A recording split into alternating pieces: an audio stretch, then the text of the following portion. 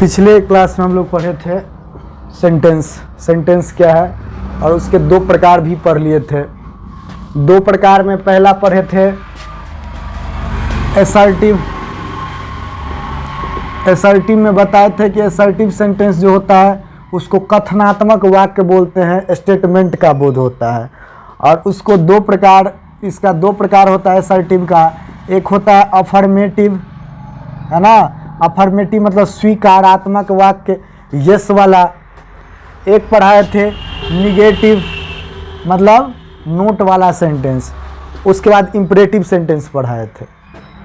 आज की क्लास में हम लोग चर्चा करेंगे ऑप्टेटिव सेंटेंस। ऑप्टेटिव सेंटेंस क्या होता है? तो ऑप्टेटिव सेंटेंस का मतलब होता है इच्छा सूचक वाक्य। हिंदी आप याद रखेंगे, इसका मतलब समझ में आ जाएगा।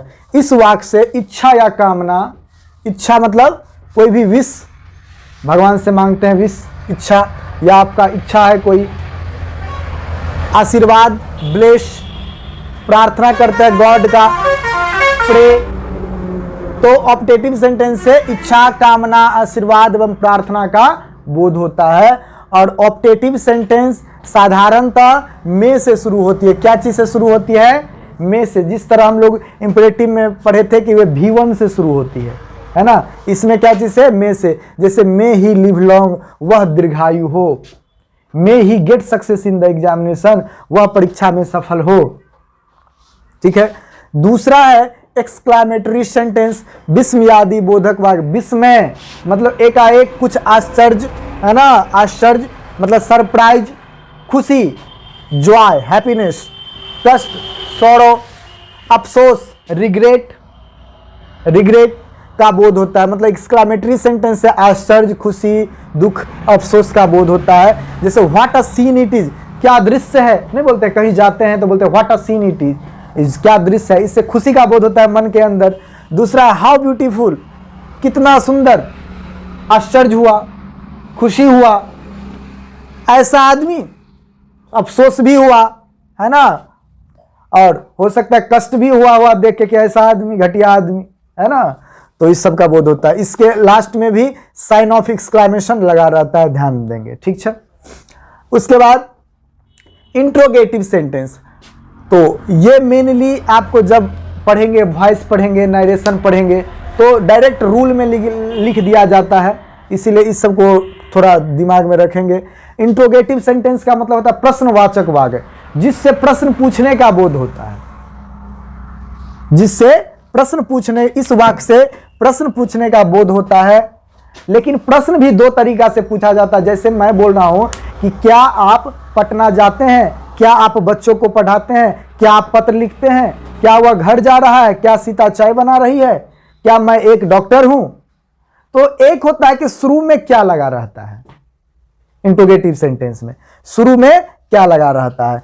तो जब शुरू में क्या लगा रहेगा तो वो हेल्पिंग वर्ब से शुरू होगा। क्या चीज से शुरू होगा? हेल्पिंग वर्ब से शुरू हो गया।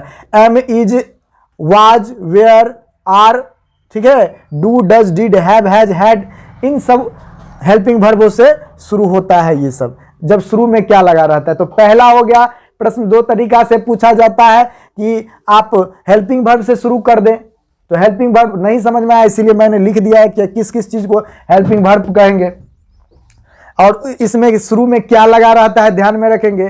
Do I teach you, was he going there. अब शुरू में जो क्या लगा रहेगा उसका आंसर जो होगा सिर्फ यस या नो में उसका आंसर आता है। क्या आता है?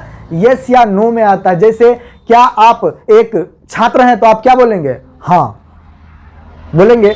क्या आपके पिताजी डॉक्टर है? बोलेंगे नहीं। क्या आप बच्चों को पढ़ाते हैं? बोलेंगे नहीं।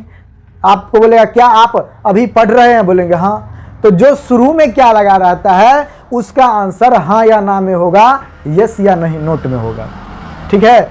और शुरू में क्या लगा रहेगा तो सेंटेंस में जो हेल्पिंग वर्ब रहता है वो पीछा रहता है सब्जेक्ट के। जैसे डू आई टीच यू, क्या मैं आपको पढ़ाता हूं। वाज ही गोइंग देयर, क्या वह वहां जा रहा है। देखते हैं हेल्पिंग वर्ब को पीछा किए हैं सब्जेक्ट से पहले, और शुरू में क्या लगा रहा है। तो ये एक प्रकार ये हो गया। दूसरी प्रकार जो होती है इंट्रोगेटिव सेंटेंस में वो होता है WH से स्टार्ट करते हैं उसको। सेंटेंस को WH से स्टार्ट करते हैं। हिंदी में कैसे होता है?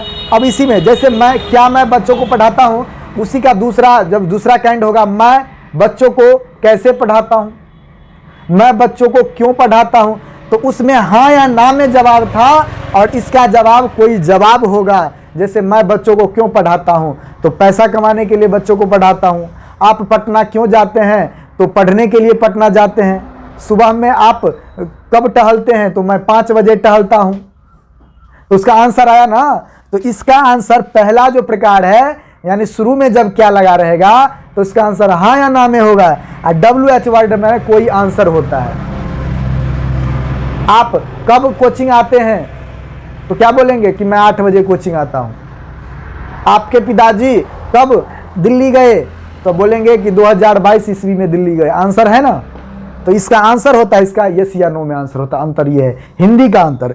अंग्रेजी का अंतर यह है कि यह हेल्पिंग वर्ब से शुरू होता है और इसमें WH वर्ड से स्टार्ट होता है। अब बोलेंगे सर WH वर्ड क्या क्या होता है, तो व्हाट मतलब क्या, हु मतलब कौन, वाई मतलब क्यों, हाउ मतलब कैसे, व्हेन मतलब कब, वेयर मतलब कहाँ, है ना, हु मतलब किसको या किसे।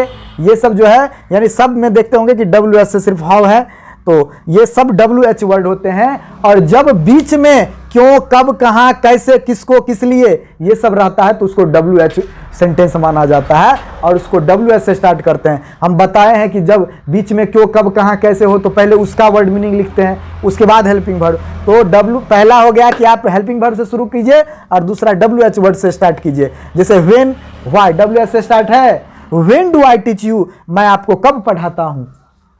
Why was he going there, वह वहां क्यों जा रहा था। तो ये हो गया WH वाला और ये हो गया हेल्पिंग वर्ब वाला। इसमें शुरू में क्या लगा रहेगा, इसमें बीच में कब, क्यों, कहां, कैसे लगा रहेगा, तो पहले इसको लिखा जाता है ट्रांसलेशन बनाने के क्रम में। तो इस प्रकार 5 सेंटेंस का प्रकार हुआ। ठीक।